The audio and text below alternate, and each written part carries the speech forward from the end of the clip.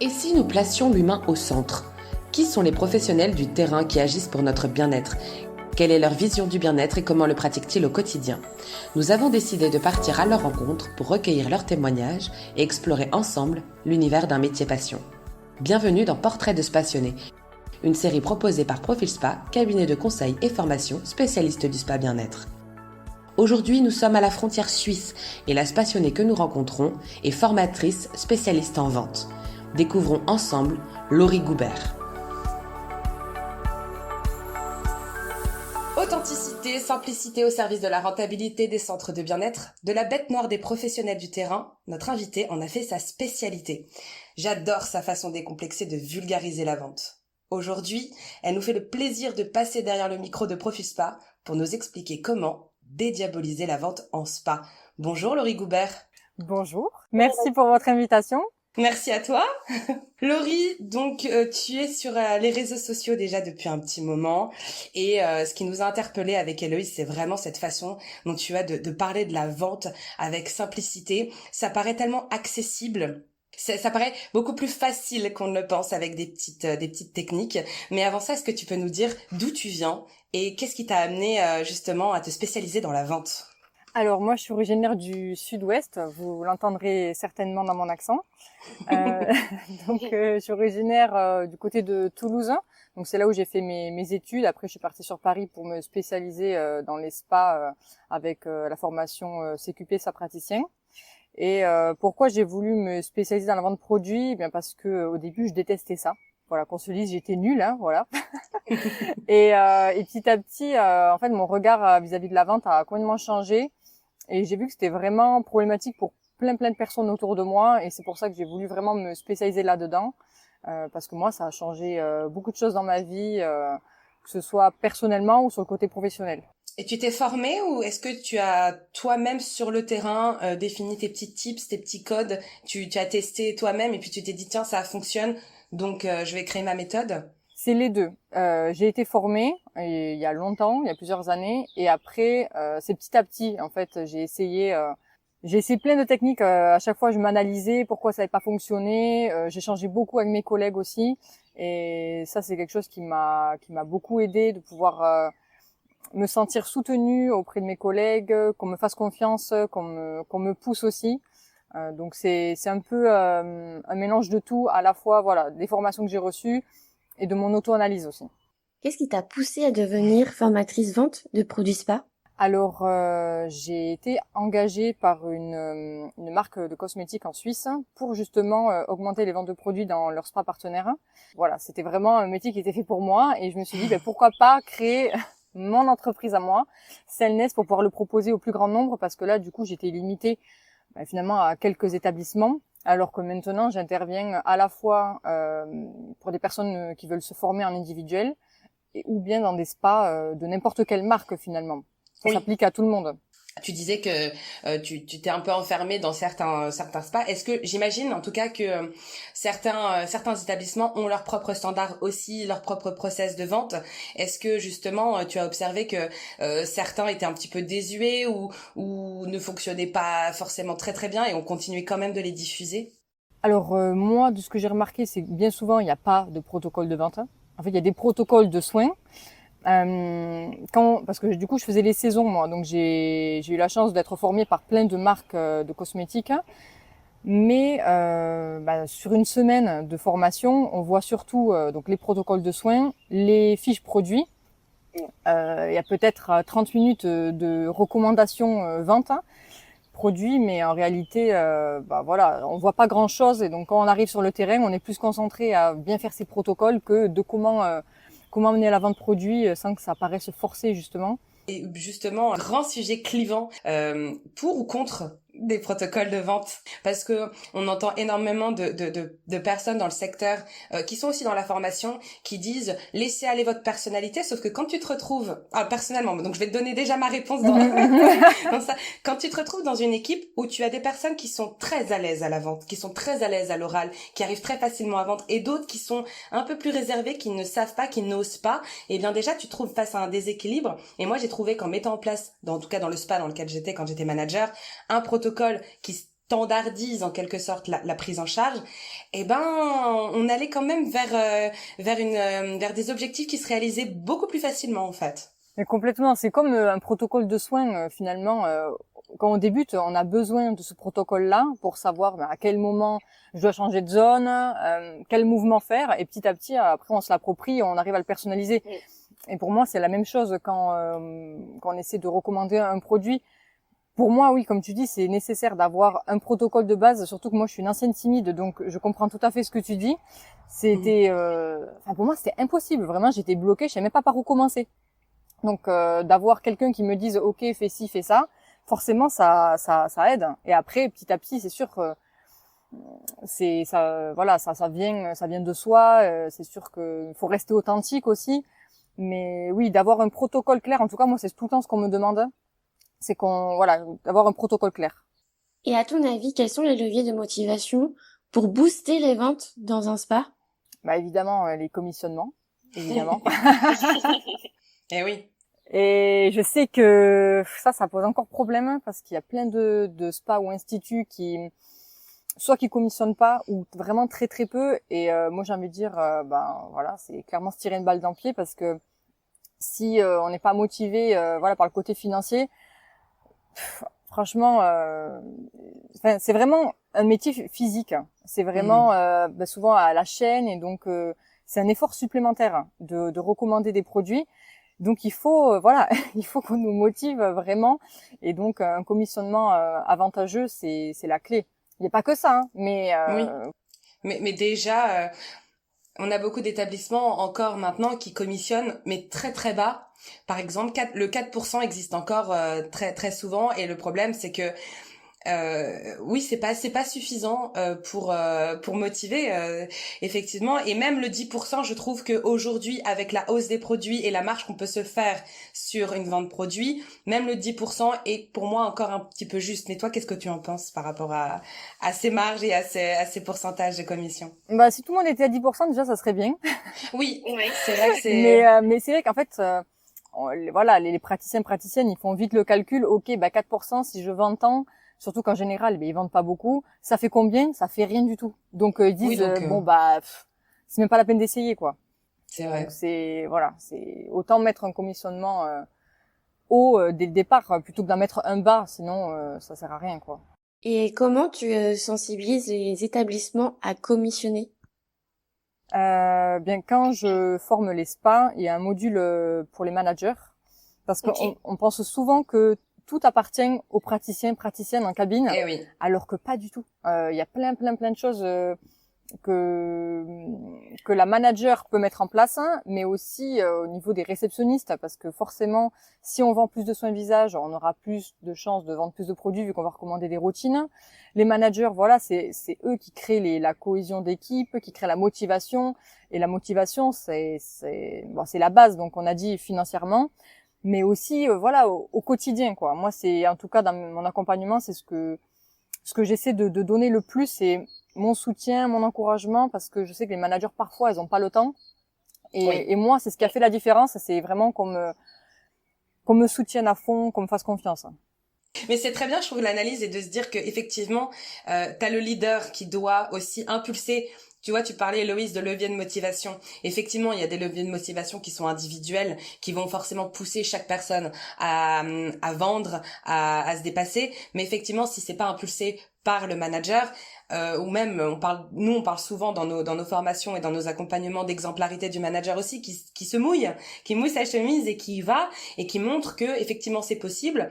Et donc quand on donne aussi les moyens à l'opérationnel de réaliser ses objectifs, qu'on est là sur le terrain avec elle, qu'on les motive à ça, je pense que toi tu as dû observer ça, Laurie, mais effectivement que l'objectif et la phase de réalisation est quand même nettement plus mais bien sûr, et c'est pour ça que je tenais justement dans ma formation à ce qu'il y ait un module pour les managers, pour qu'ils réalisent qu'il faut aussi qu'ils ou elles s'impliquent dans la vente de produits, parce que il y a ce côté commissionnement, comme on le dit, mais il y a plein d'autres choses qu'ils peuvent mettre en place. notamment valoriser leurs équipes, que ce soit sur les réseaux sociaux ou rien qu'à la prise de rendez-vous, quand le client arrive, de dire par exemple, vous verrez, vous allez passer un excellent soin avec nanana. Et rien que ça met le client en confiance, et c'est des petits détails comme ça qui vont favoriser la vente de produits par la suite, parce que un client qui achète, c'est un client qui est en confiance. Donc les managers ont vraiment leur rôle à jouer là-dedans. Mais ce que tu disais, je fais référence au dernier post sur lesquels j'ai interagi aussi, où tu disais un client qui se sent considéré. Donc on parle aussi de la personnalisation, comme tu viens de le dire. C'est un client qui achète parce qu'il est considéré et donc qui est mis en confiance. Donc on a vraiment ce côté écoute aussi qu'on n'a pas forcément dans la vente aujourd'hui. En tout cas, c'est pas diffusé partout. Et c'est vraiment, on a cette obligation de vendre à tout prix, on n'a pas les moyens ni le process de le faire, et donc on est focus sur je dois vendre 1 ou 2 produits obligatoirement, et au final le client il se sent complètement considéré comme une machine à sous, quoi. Ouais. Parce que souvent j'entends j'ai pas envie de forcer le client, et c'est vrai que si on n'est pas formé, oui, c'est vraiment ce que le client peut ressentir, vraiment. Ah oui. Alors que moi, voilà, si j'ai choisi ce métier comme toutes les autres spa praticiennes, c'est parce que j'avais envie de donner vraiment transmettre comment dire, mon savoir-faire, vraiment que le client il se sente bien à la fin. Enfin, c'était vraiment avec une bonne intention. Et la vente produit, moi je le voyais, mais enfin vraiment à l'opposé de ça. Et c'est pour ça que oui, d'avoir toujours cet aspect de considérer le client, c'est ce qui fait la différence, et c'est ce qui fait que le client il se sent en confiance et qu'il achètera potentiellement à la fin. Et s'il achète pas, c'est pas grave. Mais comme tu dis, il y a trop cette obligation de il faut vendre. La pression au final. Ouais, c'est ça. Il y a trop la pression. Sans être forcément guidé, accompagné et surtout formé. Ouais, complètement. Ouais. Moi, ça m'a beaucoup bloqué par le passé. Hein, ça, c'est sûr. J'étais complètement bloquée. L'étape vente, finalement, encore aujourd'hui, c'est pour ça qu'on essaye avec ce podcast aujourd'hui de diaboliser l'étape vente. Mais l'étape vente, je sais que quand on a toutes les trois commencé sur le terrain, effectivement, c'est celle que tu redoutes le plus, parce que tu te dis t'es en cabine, t'es bien, t'as fait ton soin, le client il est bien, et on n'a pas envie d'aller l'embêter en fait avec nos produits, on n'a pas envie d'aller l'embêter avec nos conseils, parce qu'on se met aussi peut-être à leur place, mais finalement c'est une erreur de faire ça, et de se mettre aussi, quand on dit, à la place du portefeuille, parce que tu ne sais absolument pas ce que le client peut ou ne peut pas acheter, et ça, dans ta communication, dans ce que tu diffuses, ça semble tellement facile, et ça l'est. Oui, finalement, c'est une j'essaye question en de tout cas. positionnement. Ouais. J'essaye que ça paraisse simple, parce qu'en fait, comme tu dis, ça l'est finalement. Faut juste rester authentique avec son client et vraiment avoir une bonne intention. C'est pas je veux lui vendre un produit à tout prix, surtout pas ça. Et bien souvent, c'est comme ça qu'on nous a appris. On fait notre soin, et puis à la fin, hop, on sort notre produit, et on essaie de sortir tous les arguments du monde, et on prie pour que le client nous dise oui, je veux l'acheter. Alors qu'en fait, on fait les choses à l'envers. En fait, il faut au départ du soin vraiment s'intéresser à lui poser un maximum de questions, et en fait, le conseil il sera vraiment naturel à la fin. Il sera vraiment beaucoup plus naturel, et quand on inclura justement ce produit-là, notre conseil il sera vraiment sincère. Et c'est là que le client, on pourra le toucher, et c'est là qu'il voudra passer à l'acte d'achat. Mais on fait vraiment trop les choses à l'envers maintenant. On est tellement pressé par le temps, et on veut que notre client il reçoive le plus de temps de soins où on est en contact avec lui.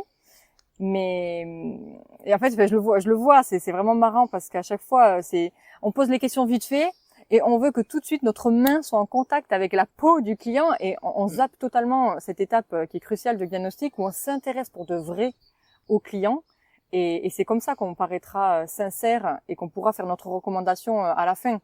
C'est ça, c'est que la vente ne soit pas une étape, mais devienne en fait un conseil, et qu'il soit un lien du début jusqu'à la fin du soin. Mais oui. Justement, quelle est ton approche par rapport à ça quand tu es en formation, tu es face à des équipes de praticiennes qui ont envie de déclencher ces process de vente? Comment est-ce que tu fais pour les rassurer aussi? Comment est-ce que tu fais en sorte que la vente devienne presque un plaisir aussi Parce que c'est quand on est à l'aise avec la communication, l'écoute, la vente, ça devient vraiment génial. Comment est-ce que tu casses en fait ces a priori et ces préjugés? Bon, il y a plein de moyens parce que des a priori, il y en a plein, hein, il y en a à l'appel. Oui. Comme on disait, déjà rien que le fait de se mettre à la place du client, niveau portefeuille, donc déjà ça en est un. Mais on va parler juste déjà du blocage, juste de passer à l'acte. Je prends souvent l'exemple, par exemple, de leur manager qui souvent vendent bien des produits ou de quelqu'un de l'équipe qui arrive à bien vendre. Et je leur demande qu'est-ce qui fait que les clients ont confiance, hein, qu'est-ce qui fait que les clients admirent cette personne-là. Donc si c'est la manager, souvent ils ont plein d'arguments, ils me disent elle a des mains en or, elle a de trop bons conseils, voilà, ils disent mais je pense que les clients des fois ils achètent juste parce que c'est elle. Et non. Ce serait trop facile. Et je leur dis d'accord. Et est-ce que vous pensez que quand elle recommande ses produits et quand les clients achètent les produits qu'elle a recommandés, est-ce que vous pensez qu'ils l'admirent moins? Et là ils me répondent tous non. Non, pas du tout. Et les clients ils reviennent voir cette personne-là en plus. Donc j'ai dit ok. Donc on a prouvé que il y avait aucune cohérence entre le fait de vendre des produits et le fait d'être admiré, d'être apprécié, d'être un bon praticien. Et je leur dis du coup, qu'est-ce qui fait que vous ça serait différent? Pourquoi ça serait différent pour vous? Parce que vous avez les mêmes qualités.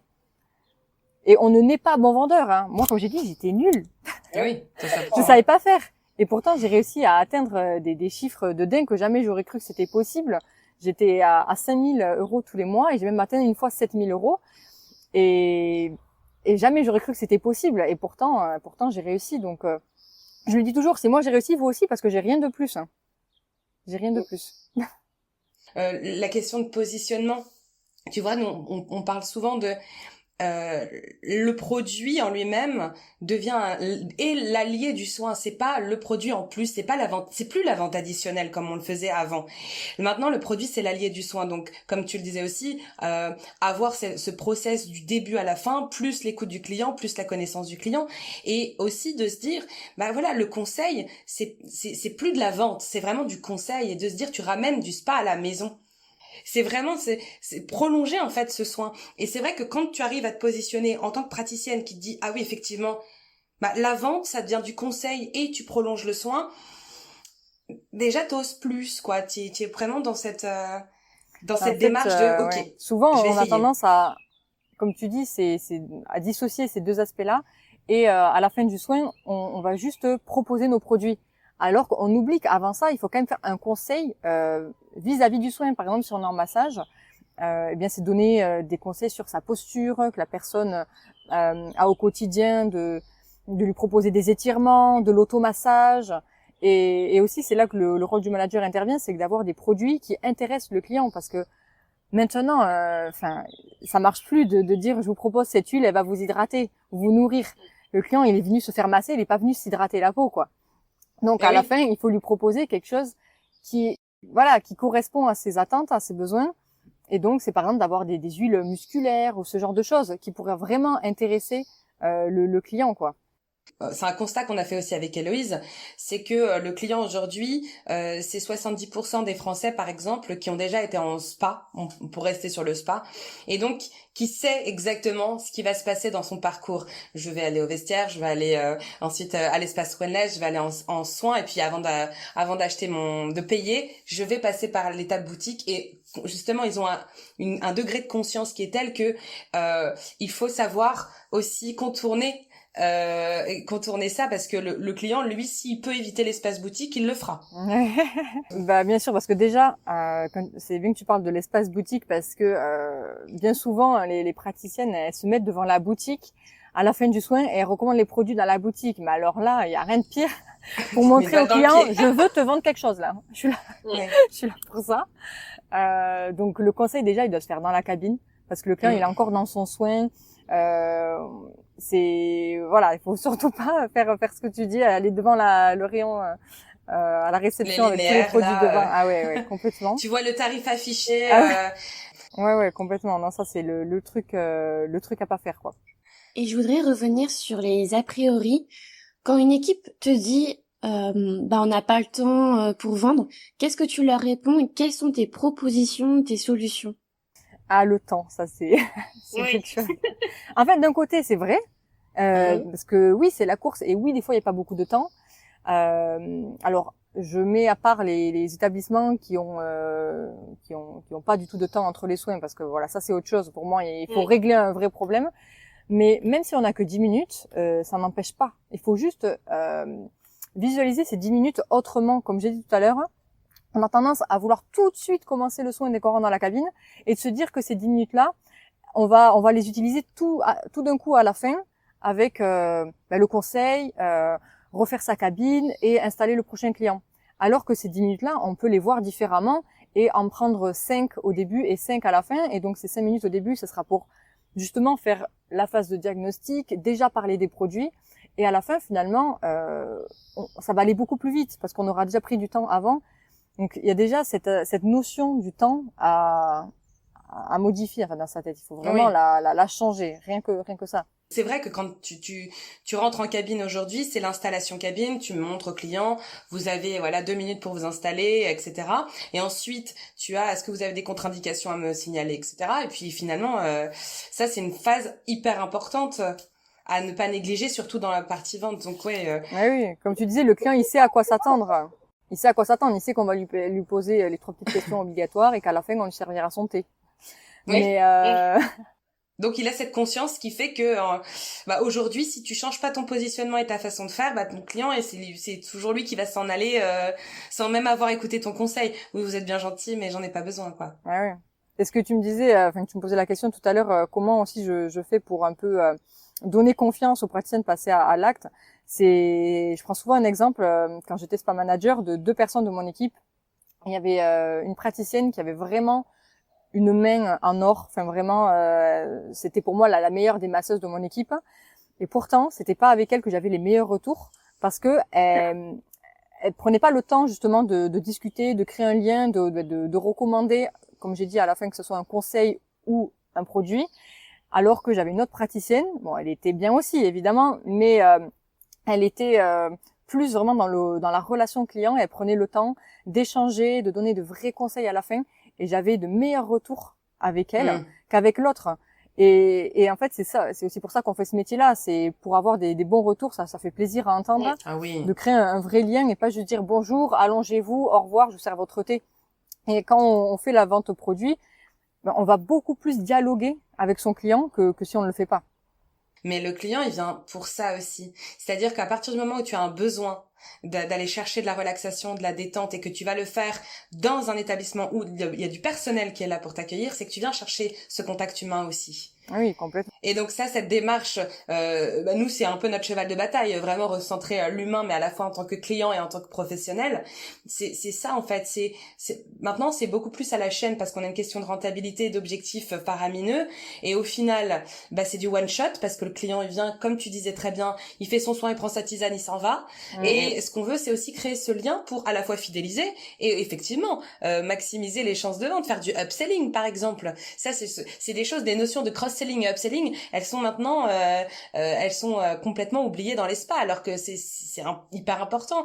On n'est pas que sur de la vente produit, on est aussi sur de la vente complémentaire additionnelle en soins et des choses qui peuvent être hyper intéressantes. Après, ce qui a bloqué aussi, je pense que beaucoup de personnes, c'est toutes les questions qu'il y a à poser. Et c'est vrai que la liste, je trouve qu'elle s'est rallongée. Et ça, oui, je trouve que des fois, ça peut ennuyer le client. Parce que c'est bien de personnaliser le soin, mais parfois, il y a trop de questions, je trouve.